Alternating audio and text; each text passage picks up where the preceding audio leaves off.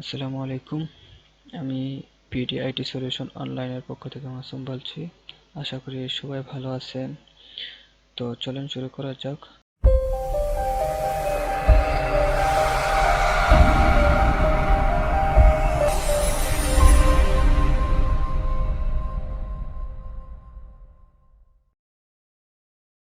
আজকে আমরা HTML basic নিয়ে আলোচনা করব।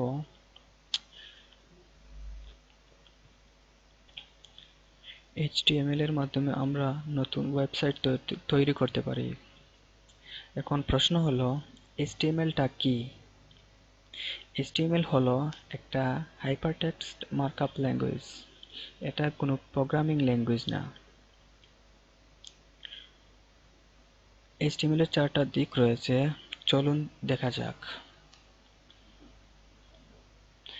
এখানে আমরা প্র্যাকটিস নামে একটা ফাইল তৈরি করেছি। তার মধ্যে আমি একটা ইমেজ রেখেছি যেখানে বিস্তারিত দেওয়া আছে। চলুন দেখে নেওয়া যাক। তো এইচটিএমএল তৈরির জন্য কয়েকটি কোড লাগে, যেগুলো অবশ্যই বাধ্যতামূলক লিখতে হয়। প্রথমে হচ্ছে এইচটিএমএল। এইচটিএমএল দ্বারা আমরা শুরু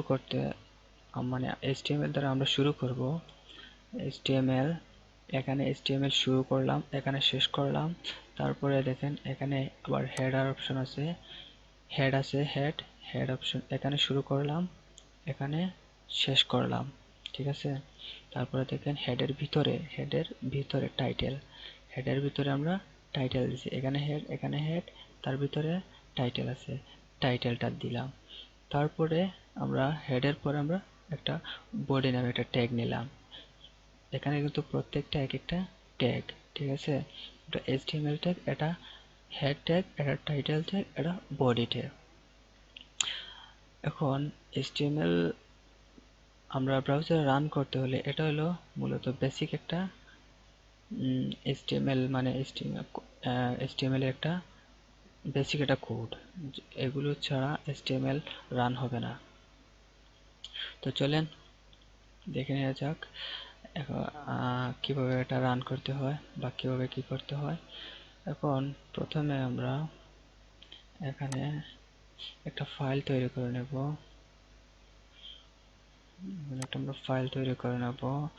index.html বা index না দিয়ে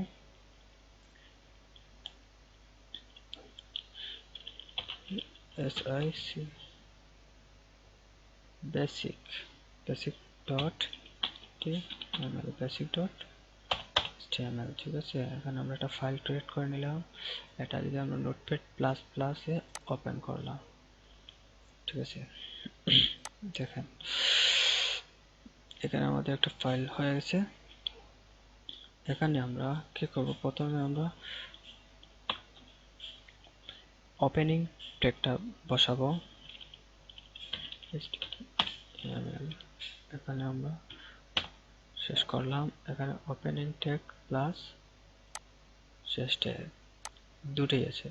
তাহলে এটাকে আমরা এন্টার দিয়ে নিচে নামিয়ে দিলাম, আপনারা নিচে নামিয়ে দিতে পারেন।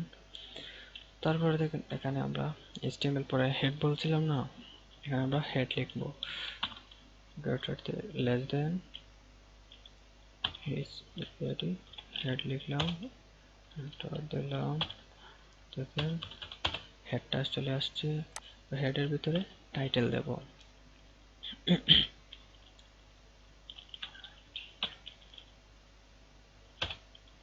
সরি,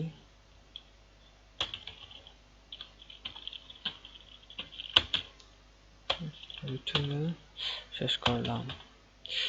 এখন হেডের পর বডি ট্যাগটা নেব। ঠিক আছে। বডি ক্লোজ করলাম। ঠিক আছে। আমরা এখানে স্পেস দিলাম, থেকে স্পেস কেটে দিলাম। এখন এখানে যদি আমরা কিছু একটা লিখি, দিলাম this is my FIRST first website, ঠিক আছে। This is my first website দিলাম। এখন আমরা এটাকে রান করব,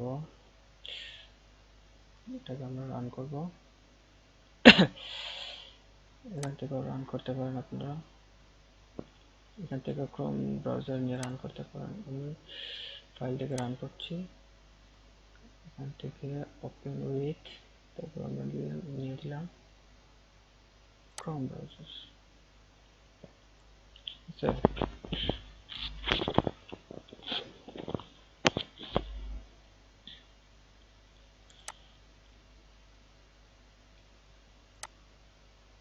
দেখেন কিছুই আসে নাই, কারণটা কি?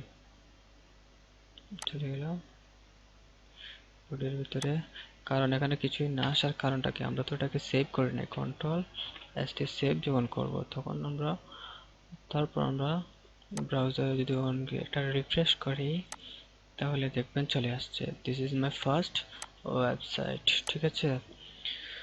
তখন প্রশ্নটা হলো টাইটেলটা কি? টাইটেল তো আমরা জানতে হবে, তাই না? দিয়ে দিলাম আমি এখানে টাইটেল একটা দিয়ে দিলাম বেসিক, বেসিক, ঠিক আছে। এখন যদি আমরা রান করি ব্রাউজার, কন্ট্রোল এস সেভ করে, তারপর যদি আমরা ব্রাউজারে চলে যাই, এখানে এখানে যদি আমরা রিফ্রেশ করি তাহলে এখানে কিছুই দেখা যাচ্ছে না, কারণ আমরা এখানে টাইটেল লিখছি। এই দেখেন টাইটেলটা বেসিক, এই দেখেন প্রত্যেকটা সাইটের একটা টাইটেল আছে, দেখছেন? প্রত্যেকটা, এটা তো নিউ ট্যাব, এই দেখেন বেসিক নামে একটা টাইটেল চলে আসছে। সো চলেন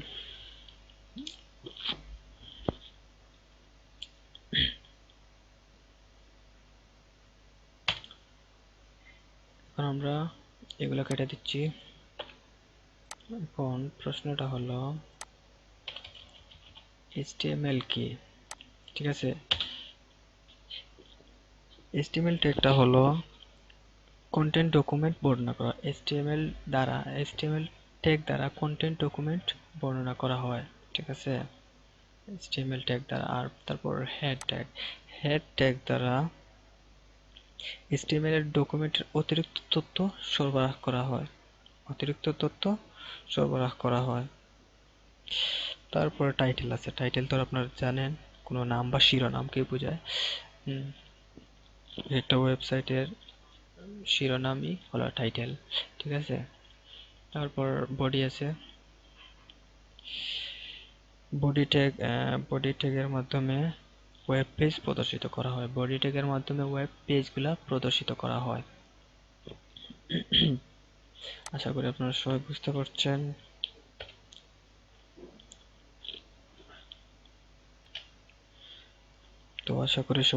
পারছেন। বন্ধুরা, এটা আমার নতুন চ্যানেল, প্লিজ সাবস্ক্রাইব করে পাশে থাকবেন। তবে হ্যাঁ, বেল আইকনে ক্লিক করতে কিন্তু ভুলবেন না। আর যদি আমার ভিডিওটি ভালো লাগে তাহলে লাইক, শেয়ার, কমেন্ট তো অবশ্যই করবেন। থ্যাংক ইউ, আল্লাহ হাফেজ।